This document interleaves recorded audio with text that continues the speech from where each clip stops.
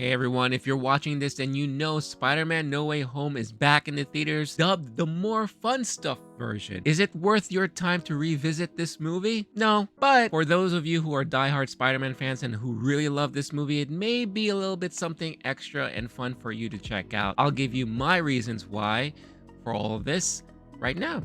Spider-Man No Way Home is back in theaters. Who's coming with me? Catch it on the big screen Well, I'm in. with new footage. We should do this again. You got it. Spider-Man No Way Home. Cash grab, more opportunities to make more money, all that kind of stuff can be said about the re-release of this movie, but in the heart of it, I think it is more like a love letter to the fans who made this movie a huge success. And you can tell from the very beginning of the movie when they play this nice little clip of Tom Holland, Andrew Garfield, and Tobey Maguire thanking you, the fans, the viewers, for making the movie such a success, which I thought was like a nice, really cute touch to it all. And they finally give the love that Andrew Garfield deserves when both Tobey Maguire and Tom Holland finally say I love you back to Andrew Garfield, which he really, really appreciated and waited so long for. However, with that being said, a lot of the added 11 minutes worth of footage didn't really add much to the overall story and experience of watching the movie. So this is more of a chance for true diehard fans to just relive the great moments of this movie and get treated with additional scenes that, for all intents and purposes, just adds more comedic flavor to the entire movie. I would say the majority of the added scenes are just comedic in nature. Nothing really added to any of the action beats or the storylines. Some scenes may have looked like they've been extended a little bit, but that could just be me not having seen the movie in a bit and just reimagining it. So I say definitely save your money on this one and wait for probably another DVD release of the movie, or if it comes out on streaming. But for those of you who are interested to know what extra scenes were added, I'll break it down a little bit for you right now. Now, I'm only going to mention some of the extended scenes that are the most significant. Like I said, there may be a little bit extended moments throughout the movie that can be noticeable only to those diehard fans, but for regular viewers, this is something that maybe will be unnoticed for the most part. Now, of course, this video is going to contain spoilers, so if you're not interested, I mean, the movie's been out for quite a while now, so be warned, you will get spoiled. And of course, before I dive in, don't forget, show some love, hit that like button and subscribe. All right, let's go to it. One of the first scenes that you get to see extended is the interrogation scene with Damage Control, and you get to see some funny moments of them accusing Peter and attacking Peter for why he has a thing against national monuments and landmarks. This seems to be a running joke throughout the movie if you really pay attention. You get to see a diagram of the Washington Monument during one of the interrogations, and you see a little statue of the Staten Island Ferry during these scenes. You also get a little bit more moments with Aunt May and Ned. Another interesting scene that was added is that instead of seeing a news clipping of Spider-Man getting splashed with paint, you actually get to see the full movement that actually transpired to that point. You see Spidey chase down a thief through the streets of New York, and then Peter getting pretty much harassed by the locals about him being a minor and how he shouldn't be doing this stuff. And it was an interesting and funny scene, but again, very not necessary, all while you have this thief dangling and swinging back and forth during this time. Then you get to see the moment where a passerby splashes Spider-Man with paint, all for the support of Mysterio. One of the biggest extended scenes happens when the group goes back to school. As Peter enters high school once again for his senior year and he walks down the hall with all the students taking pictures of him,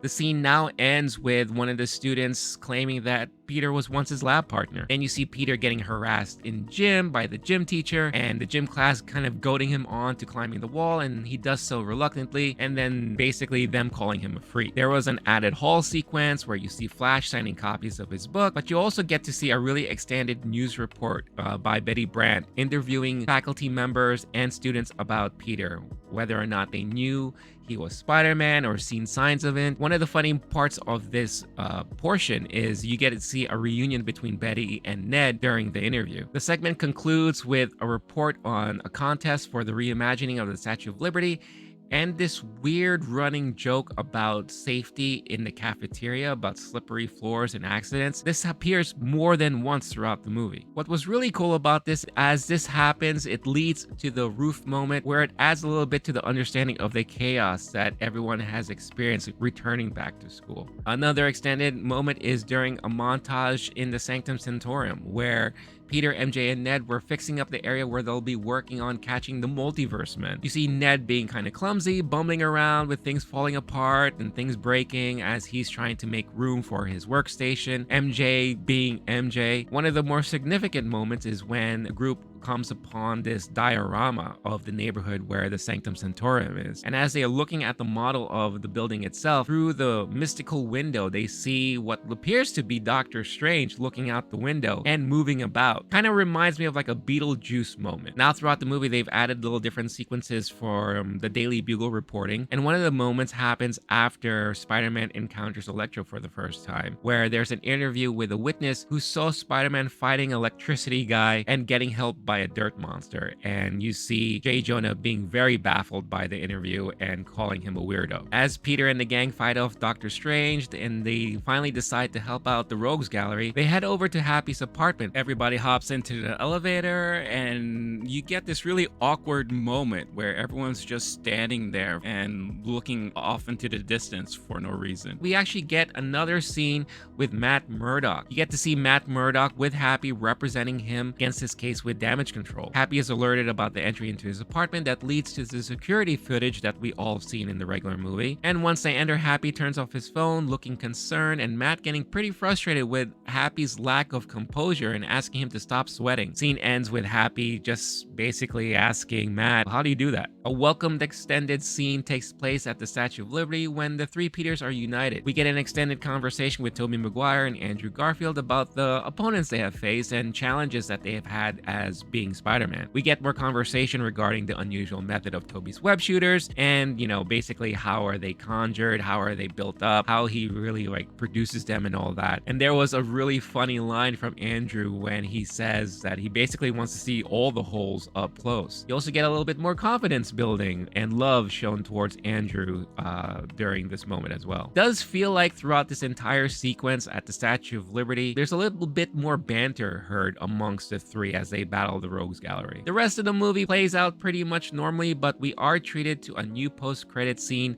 at the very end of all the credits. As you may recall, in the original movie, we got treated with a trailer for the new Doctor Strange and the Multiverse of Madness. This time, it's replaced with yet another report from Betty Brant. Betty Brant is closing out the senior year and does one final report recapping the 4 years of the graduating class. Scenes and familiar faces from all three movies, including the trip to Europe, is shown here. But what is really sad and probably the most significant, you see Ned, MJ, and Flash, but no reference to Peter at all.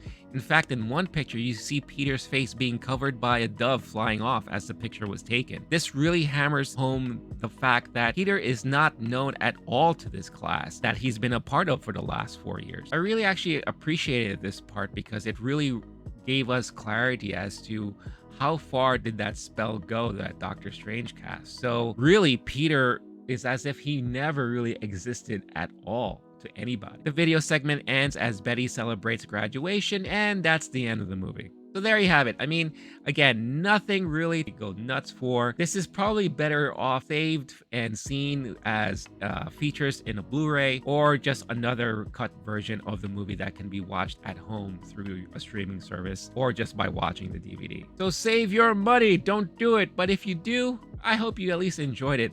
If you did, let me know in the comments. Let me know, was this really necessary? I personally don't think it was, but hey, it's nice to see that they gave at least some people another chance to go check out this movie in the theaters, especially those who have not yet experienced watching this in a theater environment, because it really does lend itself to being fully watched and enjoyed with the full-blown movie experience. Again, thank you so much for watching. Stay cool, stay classy, stay safe.